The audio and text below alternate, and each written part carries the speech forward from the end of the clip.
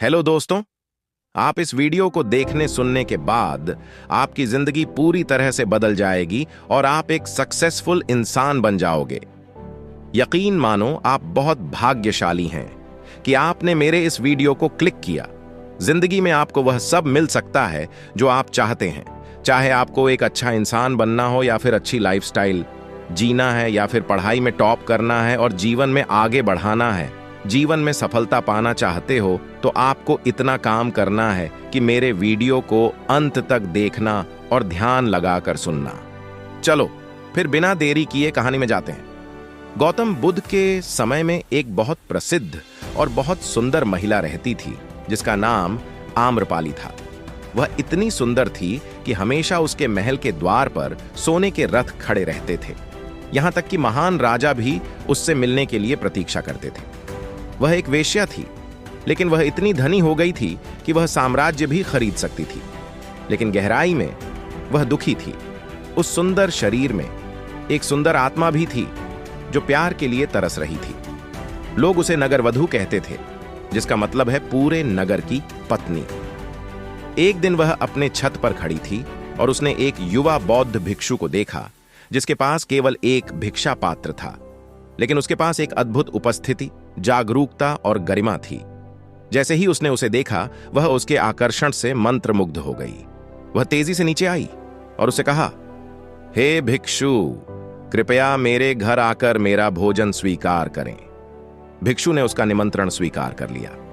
भोजन परोसने के बाद आम्रपाली ने कहा, 3 दिनों के बाद वर्षा ऋतु शुरू होने वाली है और मैं आपको मेरे घर पर 4 महीने के लिए ठहरने के लिए आमंत्रित करती हूं।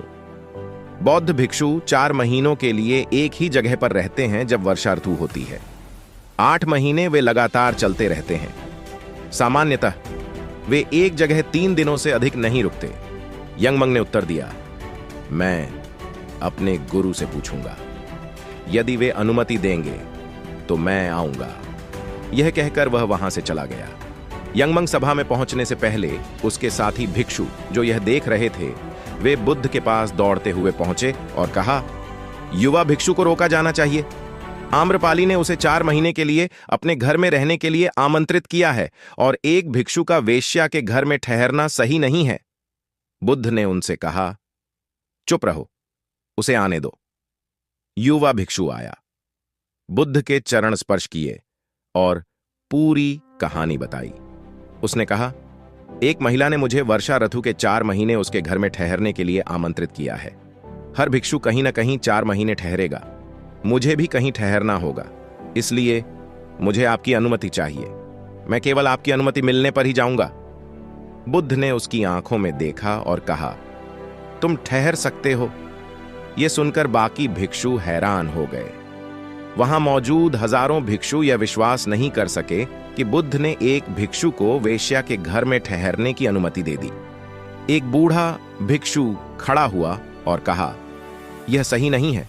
यह व्यक्ति एक तथ्य छिपा रहा है। वह कहता है कि एक महिला ने निमंत्रित किया है, लेकिन वास्तव में आम्रपाली ने उसे निमंत्रित किया है। वह एक महिला नहीं है, वह एक वेश्या है। गौतम बुद्ध ने कहा, मुझे पता है, और क्योंकि उसने वेश्या शब्द का उपयोग नहीं किया है, इसलिए मैं उसे वहां ठहरने की अनुमति दे रहा हूं। उसके पास उसके प्रति सम्मान है। 3 दिनों के बाद युवा भिक्षु आम्रपाली के साथ ठहरने के लिए चला गया और अन्य भिक्षु फिर से बड़बड़ाने लगे। बुद्ध ने उनसे कहा, तुम्हें चुप रहना चाहिए। मुझे अपने भिक्षु पर भरोसा है। मैंने उसकी आंखों में देखा है, उसमें कोई इच्छा नहीं है। यदि भिक्षु की ध्यान गहरी है तो वह वेश्या को बदल देगा, और यदि उसका ध्यान गहरा नहीं है तो वेश्या उसे बदल सकती है। अब यह ध्यान और शारीरिक आकर्षण के बीच का सवाल है। बस 4 महीने का इंतजार करो। इसके बावजूद शिष्य सोचते रहे, बुद्ध बहुत अधिक भरोसा कर रहे हैं। यह व्यक्ति बहुत युवा है और आम्रपाली बहुत सुंदर है। वह एक अनावश्यक जोखिम ले रहे हैं। खैर, 4 महीने बीत गए और 4 महीने बाद युवा भिक्षु आया और बुद्ध के चरण स्पर्श किए। उसके पीछे आम्रपाली आई। उसने बुद्ध के चरण स्पर्श किए और कहा, मैंने इस युवा भिक्षु को बहकाने की पूरी कोशिश की, लेकिन यह सब व्यर्थ था। इसके बजाय उसने मुझे जागरूकता के माध्यम से समझाया कि वास्तविक जीवन केवल अपने सच्चे आत्म को जानने में है। अब मैं अपने सभी संपत्ति आपके भिक्षुओं की संघ को दान करना चाहती हूँ। और यह कहा जाता है कि बुद्ध के शिष्यों में यह घटना हुई।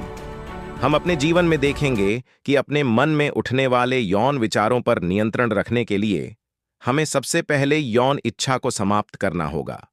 लेकिन यौन इच्छा को समाप्त करने के बजाय हम अपनी इच्छा को संतुष्ट करने लगते हैं, क्योंकि हमारे पास अपने मन पर नियंत्रण नहीं है और इसलिए हम भूल जाते हैं कि हमारा वीर्य हमारी ऊर्जा है। यदि हम इस ऊर्जा को संरक्षित कर सकते हैं तो हम जीवन के किसी भी क्षेत्र में बड़ी सफलता प्राप्त कर सकते हैं। आज तक विश्व में जितने भी महान व्यक्ति पैदा हुए हैं, उन्होंने इस वीर्य ऊर्जा को संरक्षित करके महानता प्राप्त की है।